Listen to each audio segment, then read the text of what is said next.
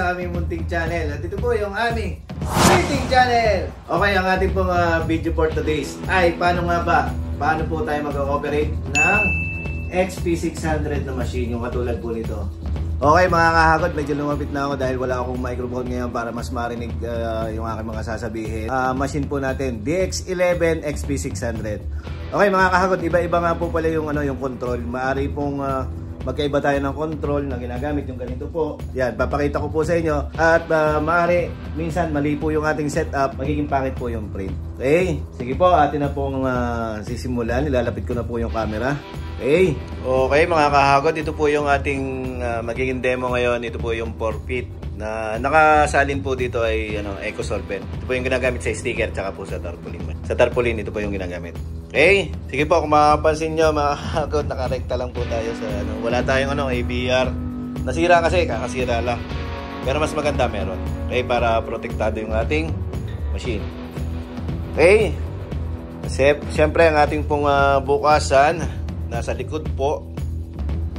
Okay, narito po sa likod, pakita ko lang po. Okay, ito po yung ating on-off. Ito po yung sa power. Tapos ito po yung sa LAN.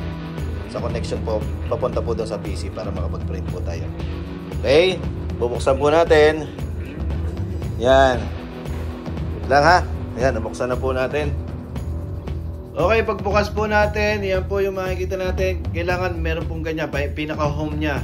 Okay, minsan po pagka po yan ay may error, may lalabas po dyan. Error 16, error 6, mga ganon, error 13.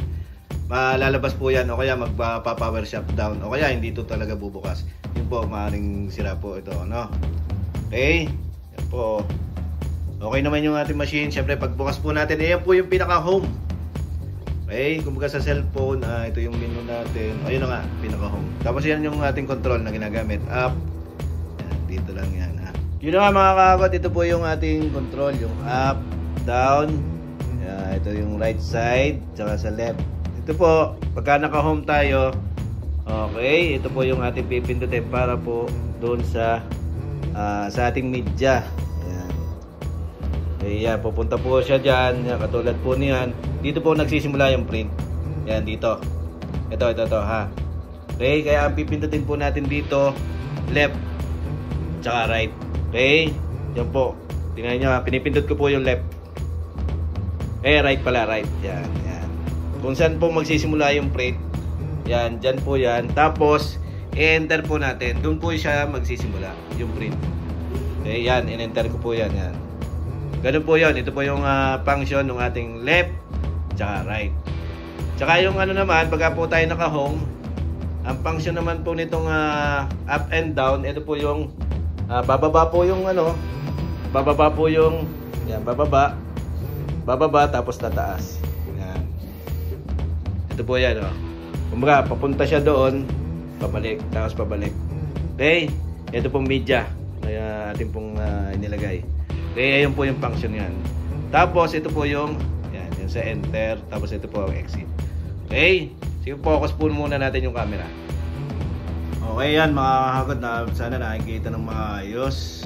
Unang gagawin po natin, para po mapuntahan natin yung mga menu niya, ito po, enter. Ito po, okay. Enter po natin.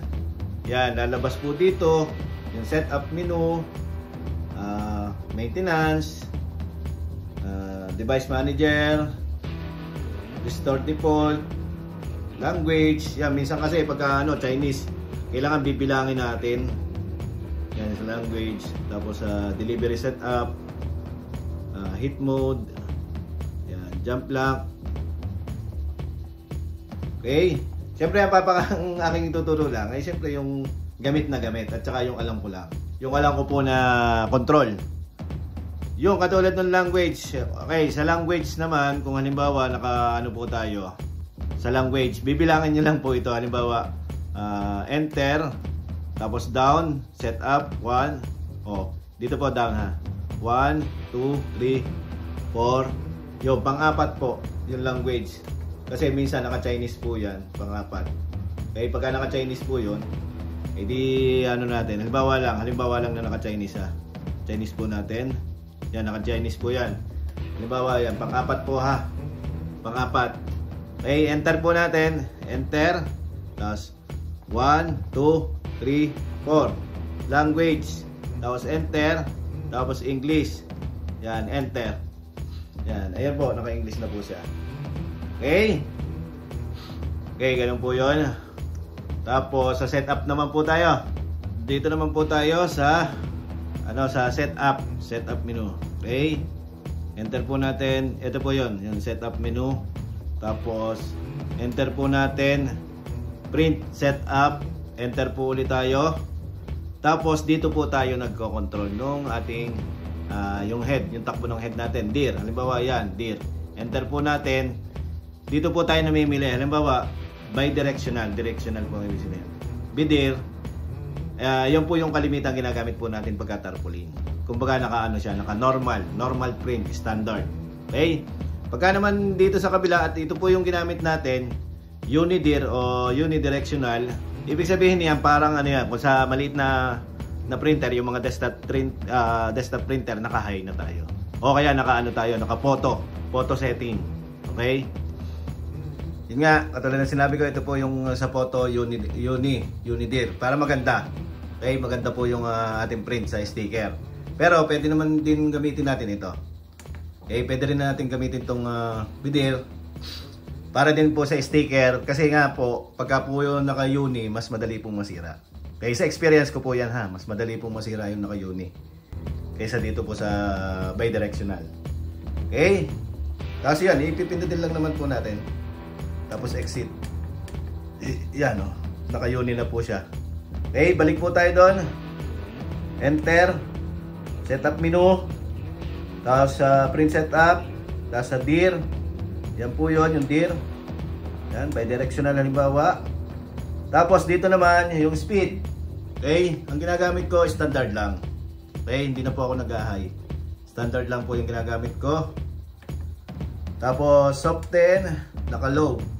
Okay, pagka po kasi naka-high, yun, maganda yung print, kaso nga lang madaling masira. Kaya nilolo ko na lang, o kaya minsan ino-off ko. Pero low ang ginagawa ko dyan.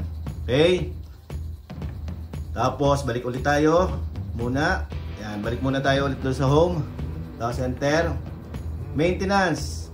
Yan, dito naman tayo sa maintenance. Dito po tayo cleaning. Yan, dito po nozzle test. Dito po pagka pinindot natin, meron pong magno-nozzle. Halimbawa, pinindot ko po yan, magno-nozzle po yan. Wait lang ha.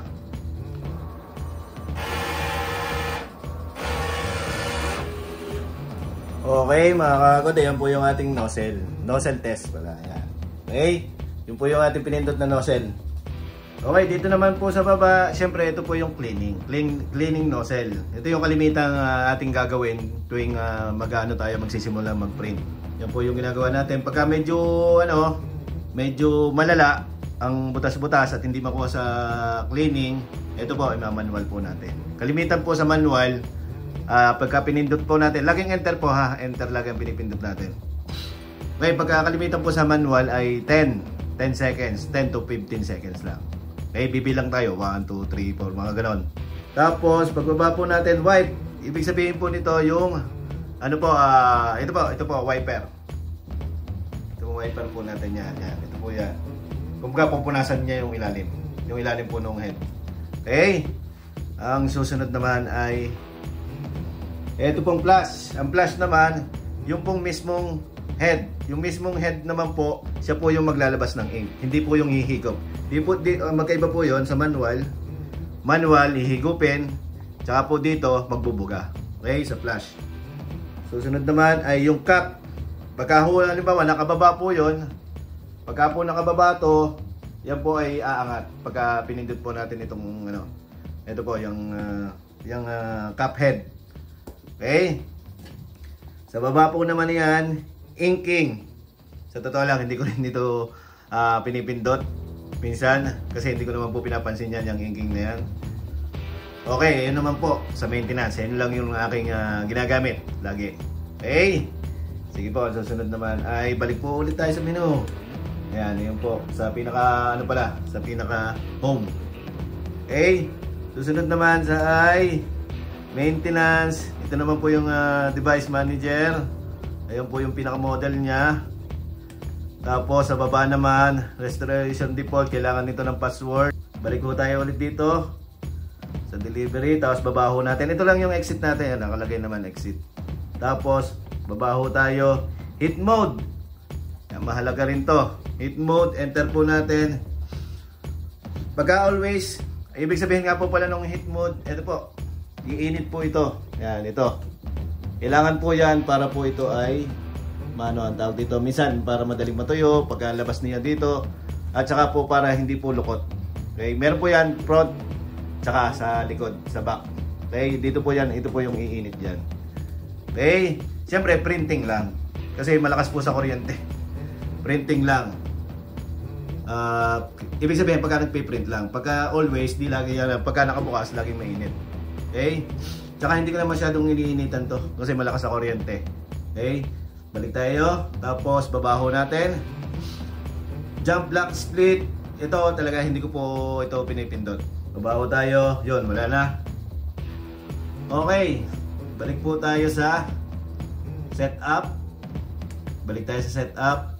Okay, dito muna tayo sa menu, tapos sa setup, marami kasing i-setup tayo dito, okay? Po. Setup, enter po ulit tayo sa setup. Tapos ito po yung kanina, yung print setup. Dito naman sa pan.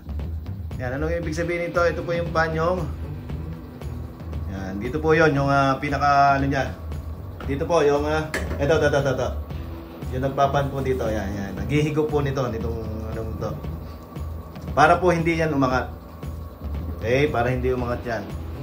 Sa akin naka 9, ayan nakalagay naman naka 9. Pwede po yung i-adjust para sa mas malakas. Pero ayan po yung default ko. Exit ko muna. Tapos spark. Tapos babawa po natin LCD contrast. Yun naman po yung kulay nito.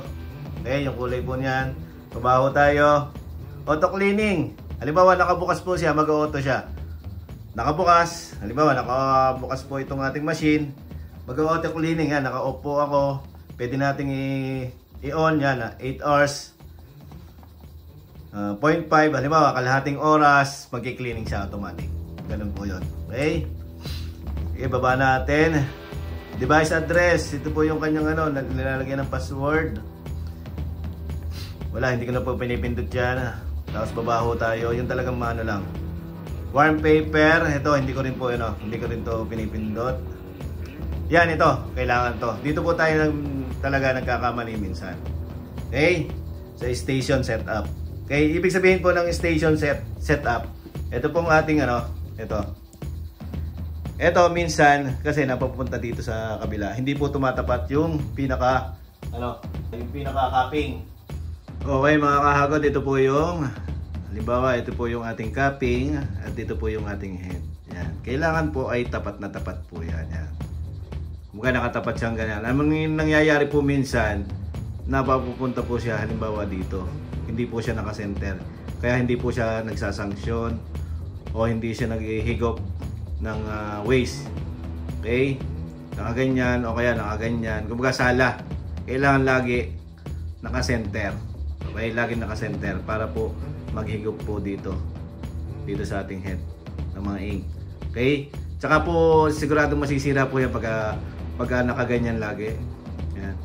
Masisira po yan kasi mahahanginan po ito, matutuyuan po. Okay? Kaya yun po yung ginagawa natin, inililipat po natin. Halimbawa punta dyan, kailangan yan lagi nakaganyan. Okay? Ipo. Station POS. Okay? Pag in-enter po natin, yan, pwede ho nating hilahin papunta dito sa yan nakalagay naman. Left, right, yan Pwede pumunta po yan diyan. Halimbawa, nagkamali, narito siya. Siyempre, papupuntahin natin sa pinaka-center. Yan. Tapos saka po natin i-enter siya. Okay? Yun po yung maaring minsan pangit din po ang print. Lagi po natin itong tandaan. Baka po hindi po nakasakto. Okay, kaya dito po natin siya ayusin. Okay, yan po yon yung mahalaga, yung station POS. Yan po yung ating pinaliwanag kanina. Tapos dito naman po sa baba, spark. Pag pinindot natin, ginagawa ko no lang yan. Tapos exit natin. Dito naman sa wipe POS, yung wiper, yung setup naman niya. Kasi ayan, kailangan din po yan. Wait lang. Kailangan din po yan ay tama po dito. Ayan. Nilalagay din po natin yan left and right. Para po doon sa wiper. Okay? Para magtugma yung wiper. Okay? Tapos, dito naman tayo. Tsaka ito pong, ito po, kailangan din po ito wiper height. Minsan kasi hindi umaabot. Ito po, ito pong wiper na yan. Minsan kasi, pagka ano siya dito sa pinaka-head natin, eh hindi umaabot. Hindi po umabot. O kaya, sagad. Sagad naman. Kaya kailangan tama-tama lang. Okay? Yan naman po ay merong setup. Yan. Height. Yan o. Height. Tsaka yung ano niya. Right. Tsaka left. Ayun lang naman ang pipindutin natin sa height niya. Tsaka sa down. Okay? Tapos, station. Ito naman yung cap height. Ito yung inaano rin. Minsan kasi hindi umaabot. Minsan hindi po umaabot ito. Okay? Yung pinaka-capping. Pagka nasa station na po siya. Okay? Tapos print, Spark, POS. Yan naman, hindi naman masyadong gamit dyan. Zero, naka-zero type. Tapos yan. Yun lang naman, yung tatlo ang mahalaga. Yan, ito po ang mahalaga dyan, ha? Yung station, POS, yung pinaliwanag ko kanina. Tsaka yung station din po ng wiper. Station din po yan, yung wipe. Yan po yun. Tapos wiper. Ito po, wiper height. Yan. Yan lang naman po. Yun po, doon po tayo talaga nagkakaroon ng problema. Kaya po minsan pangit po yung print natin. Okay? Sige po, yung susunod naman po naman na ating ipapakita ay yung iba pang menu. Okay? Susunod naman po ay eto, heat. Yan, heat. Nag-exit nga po pala, tapos yan doon sa heat. Okay? Heat setup naman po tayo. Tapos, yung heat setup nga pala, ito po yan. Okay, yung init nito. Init nito at saka yung init ng likod. Sa likod po. Okay. Okay, yung init po niyan, sineset up din po natin yan. Enter po tayo. Yung front, katulad na sinabi ko kanina, ito po. Yung front na ito. Yung init niya, gaano siya kainit? Yan, 3 lang ang ginagawa ko. Kasi malakas nga sa kuryente. 3. Tapos, ayan. Exit ako. Tapos dito naman sa ano, sa likod, behind. Doon po sa nasa back. Yun nasa likod po. Umiinit din po yan. Enter ko. Ayan, ito lang. Okay. Hindi ko masyadong iniidan. Malakas po sa kuryente kasi. Okay, exit po natin. At yun, wala na. Okay, yan. Ano na. Nag-pull yung cellphone. Bali, okay na lahat. Ano ko na. Okay, set up pan set up. Nakapag ano na ako dito sa pan, okay na lahat pala. Spark,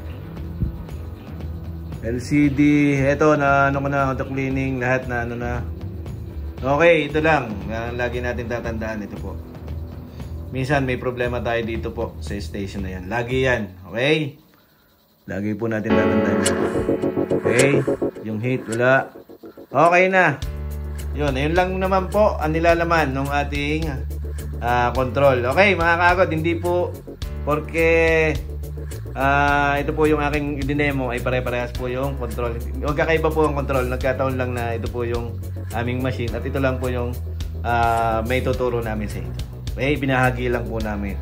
Okay, siyempre, ito pong video na to ay para din lang po sa mga baguhan lang po.